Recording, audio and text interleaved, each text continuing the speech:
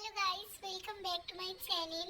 তো এখন আমি আর এই আমার বোন, আমরা দুজনে মিলে খুব ধ্যাচটামি করছি। মানে 2025টা এমনি বরবাদ করে দিয়েছি, 2026টা ধ্যাচটামি করে কাটিয়ে দেবো ভেবেছি। তো তুমি কিছু বলতে চাও? হ্যাঁ, কি বলতে চাও? আমি জানা আমি আমি ও মানে ও এত ভাবছে মানে কি বলবো, ও মানে 2026 পেরিয়ে 2027 চলে যাবে, তাও ওর ভাবা শেষ হবে না।